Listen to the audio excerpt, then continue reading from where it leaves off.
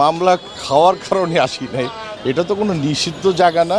বাংলা চলচ্চিত্রের জনপ্রিয় অভিনেতা ওমর সানিকে ঘিরে নতুন করে আলোচনা শুরু হয়েছে। তার দেয়া এক সাক্ষাৎকারে নিজের জীবনের এক অন্ধকার অধ্যায় তুলে ধরে তিনি জানান, একসময় মাদক আসক্তির কারণে টানা 5 বছর রিহ্যাব সেন্টারে থাকতে হয়েছে তাকে।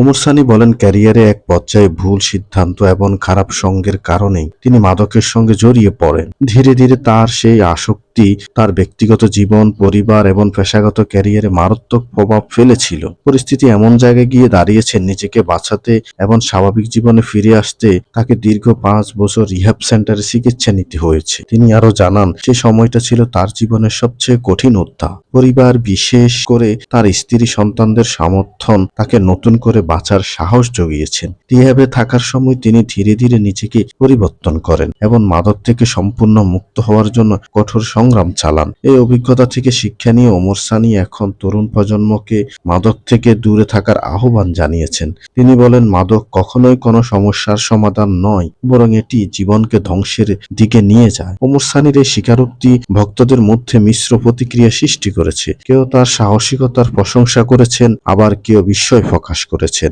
এতদিন অজানা থাকা এই তথ্য নিয়ে। তবে অনেকেরই মনে করছেন, তার এই খোলামেলা বক্তব্য সমাজে সচেতনতা তৈরিতে গুরুত্বপূর্ণ ভূমিকা রাখবে। সব মিলিয়ে একসময়ের জনপ্রিয় এই নায়কের জীবনের সংগ্রামের গল্প আবারও প্রমাণ করে, ভুল থেকে ফিরে আসা সম্ভব যদি থাকে দৃঢ় ইচ্ছা শক্তি